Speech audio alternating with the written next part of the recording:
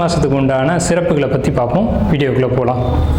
மாசி மாதம் அப்படிங்கிறது சூரியனுடைய சஞ்சாரத்தின் அடிப்படையில் 11வது மாதமாக நம்மளுடைய முன்னோர்கள் அதை எடுத்து வச்சுருக்காங்க. மாசி அப்படிங்கிற மாதம் 11வது மாதம் அப்படின்னு எடுத்து வச்சுருக்காங்க. இது ஏன் அப்படின்னு கேட்டிங்கன்னா, இந்த மாதம் ஒரு புனித நீராடுறதுக்கும், முன்னோர்களுக்கு திதி தர்ப்பணங்களை கொடுக்கறதுக்கும், மந்திர உபதேசங்களை பெறுறதுக்கும், அதே மாதிரி பார்த்துக்கிட்டிங்கன்னா புதிய கலைகளை கற்றுக்கொள்வதற்கும் இந்த மாதம் ரொம்ப ஏற்புடைய ஒரு மாதமாக சாஸ்திரத்தில் சொல்லப்பட்டிருக்கு. குறிப்பாக பெண்கள் இந்த மாதத்தில் விரதம் இருந்து பூஜைகளை ஏற்படுத்திக்கிட்டாங்க அப்படின்னா அது அவங்களுக்கு தாலி பாக்கியத்தை மாங்கல்யம்னு சொல்கிறோம் இல்லைங்களா, அந்த மாங்கல்ய பாக்கியத்தை அதிகப்படுத்தி கொடுக்குது.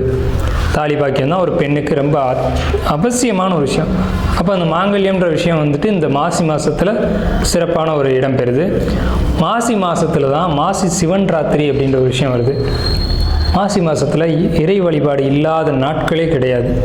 எல்லா 30 நாளுமே இறை வழிபாட்டுக்கு உகந்த நாட்கள் தான்.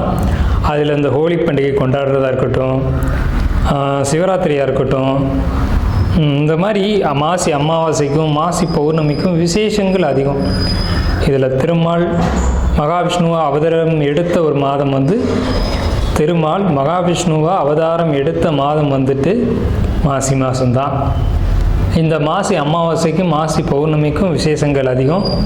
மாசி மாதம் வரக்கூடிய மக நட்சத்திரம் தான் மகாமகம் அப்படின்னு நம்மளுடைய சாஸ்திரம் விசேஷமாக அந்த ஒரு 12 வருஷத்துக்கு ஒரு முறை புனித நீராடல் அப்படின்ற ஒரு விஷயத்தை நம்ம மேலே சொன்னோம் இல்லைங்களா, அந்த விஷயத்தை கொண்டு வராங்க. இதில் தாக்ஷாயினி அப்படின்ற அவதாரத்தில் பார்வதி தாயார் அவதரித்த மாதம் இது.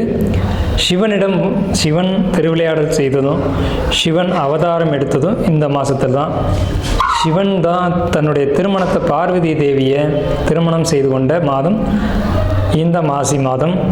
ஸோ இந்த மாதிரி எண்ணற்ற சொல்ல முடியாத ஏகப்பட்ட விசேஷங்களை கொண்ட மாசி மாதம். குறிப்பாக சொல்லணும்னா 12 மாதங்களுக்கும் 12 தனித்துவம் வாய்ந்த சிறப்புகள் உண்டு. இருந்த போதிலும் மாசி மாதத்துக்குன்னு உள்ள சிறப்புகளை நம்ம மேலே பார்த்துட்டோம். திருவாதிரை நட்சத்திரம் மாசி மாத பொதுவான ராசி பலன்கள். திருவாதிரை நட்சத்திரம் பொறுத்த வரைக்கும் இந்த மாசி மாதத்தில் கிரக நிலைகளை ஒட்டி பார்க்கும்போது வீண் அலைச்சல்கள் அப்படிங்கிறது நிறையவே இருக்குது. சதா அலைஞ்சிட்டு இருக்கிறதுனால என்ன பிரயோஜனம் யோசிச்சு பார்த்தீங்கன்னா ஒரு பிரயோஜனம் இருக்காது. உங்களுடைய சொந்த பிரச்சனையை பாருங்கள், அடுத்தவங்க பிரச்சனையை தலையிடாதீங்க. வீண் வம்பு வழக்குகளை சந்திக்க வேண்டியிருக்கும். முகம் சம்மந்தப்பட்ட பாதிப்புகள் நீங்கள் சந்திக்க வேண்டியிருக்கும். அவசரப்படாமல் செயல்படுங்க. எதுலேயும் ஒரு நிதானம் தேவை. அவசரத்தினால ஆபத்துகள் காத்திருக்கிறது. மியூச்சுவல் அண்டர்ஸ்டாண்டிங் வேணும் கணவன் மனைவிக்குள்ளே. அவசரப்பட்டு முடிவு எடுக்காதீங்க. அது வம்பு வழக்குகள் உருவாகி கோர்ட்டு நீதிமன்றம் அப்படின்ற அளவுக்கு போகும். தலை சம்மந்தப்பட்ட பிரச்சனைகள் வர்றதுக்கான வாய்ப்புகள் உண்டு. குறிப்பாக ரத்தம் சம்மந்தப்பட்ட பாதிப்புகள், நரம்பு மண்டலங்கள் சம்மந்தப்பட்ட பாதிப்புகள் திருவாதிரை நட்சத்திரத்துக்கு உண்டு. ஸோ இந்த வகையிலெல்லாம் எந்த வகையில் இதெல்லாம் தவிர்க்க முடியுமோ அந்த அளவு பார்த்துக்கோங்க. திருவாதிரை நட்சத்திரத்தை பொறுத்தளவுக்கு உடல் ஆரோக்கியத்தில் மிகுந்த கவனம் தேவை. குடும்பத்துக்குள்ளே ஒற்றுமை இருந்தாலும் கணவன் மனைவிக்குள்ளே சிக்கல்கள் இருக்கும். சின்ன கூடல்கள் இருக்க தான் செய்யும். பணம் பொருளாதாரத்தை பொறுத்த வரைக்கும் வருமானம் ஓரளவுக்கு வரும், செலவுகளும் காத்துக்கிட்டு இருக்கும்.